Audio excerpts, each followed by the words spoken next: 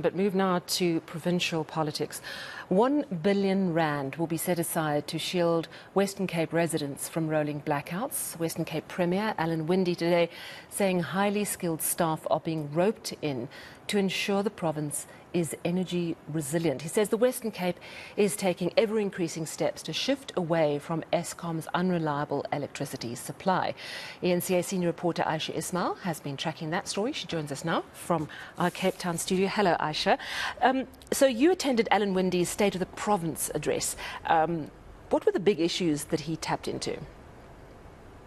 So, of course, Sally, he talked about how the province is going to deal with the energy crisis. He talked about crime and, of course, unemployment.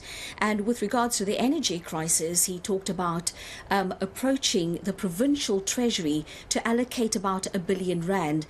And he says that already 89 million rand has been allocated to municipalities across the Western Cape to make sure that they have generators, to ensure that there's clean water, and also to make sure that they have a sewage infrastructure that is working.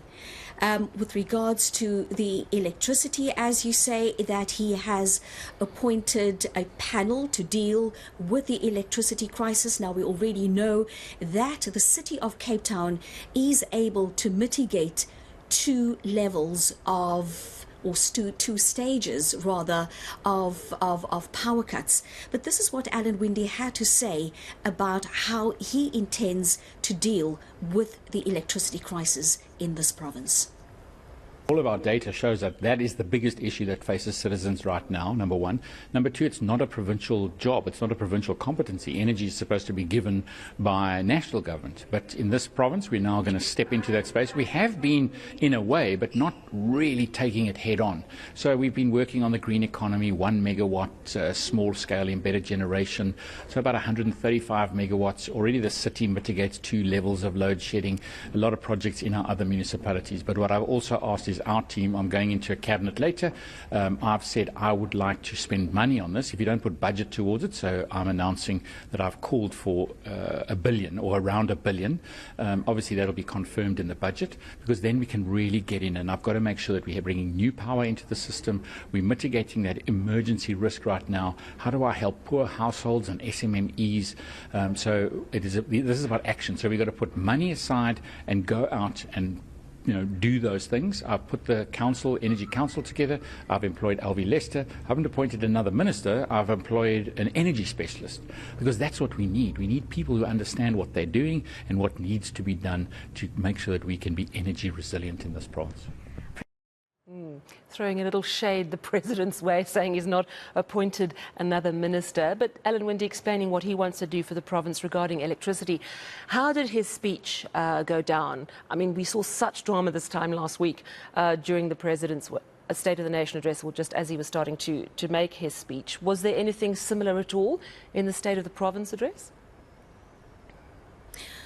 Well, Sally, there was a fair amount of heckling from opposition parties, from the EFF as well as the ANC, but eventually the Premier was able to complete his State of the Province address. Now, opposition parties saying that the Premier did not go far enough in tackling the real issues facing the Western Cape and not addressing the inequalities, as they say, that exist in this province. Now, while on the one hand, Alan Winde says that he is going to the provincial government's going to fund lifestyle audits to ensure that the top brass of the police, that they are towing the line, that they're not involved with gangsters. And he was referring here to, and you will recall last year when Judge Daniel Tulare talked about how he found out, or during a judgment, in denying some gangsters that appeared before Judge Tulare,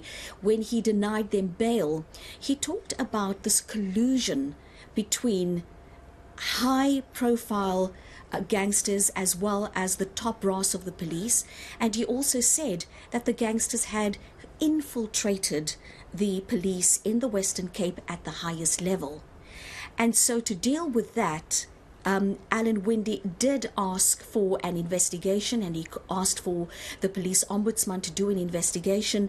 The ombuds then confirmed what Judge Tulare had to say, but then it just stayed there. But Alan Winde was saying that he wants to take it a step further.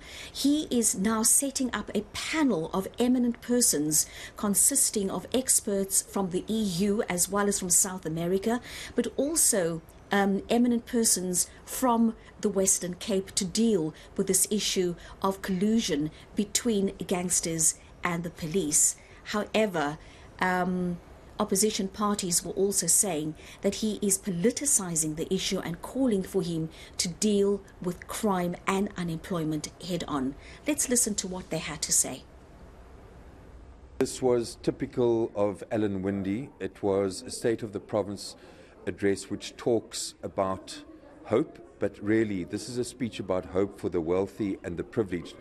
The poor people of this province and the rural people, they need access to land. There was nothing about that.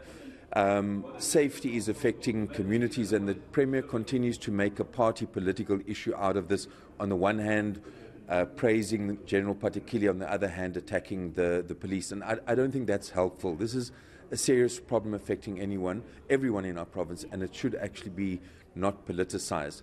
I do welcome the fact that he wants to take an initiative around identifying the infiltration of the top police ranks by gangs, but he also needs to do that in a partnership way. I would like him to talk about the safety. I would like him to talk because there's a lot of gangsters. They know there's a lot of drug dealers. I would like him to give us a plan how to resolve that. They know very well there is no jobs. Only what they want private sectors to continue, but they know very well that private jobs are just for a few time. So what I would like to them that to sustain good jobs. All right, so there we have the state of the province of the Western Cape and some opposition reaction. Thank you so much.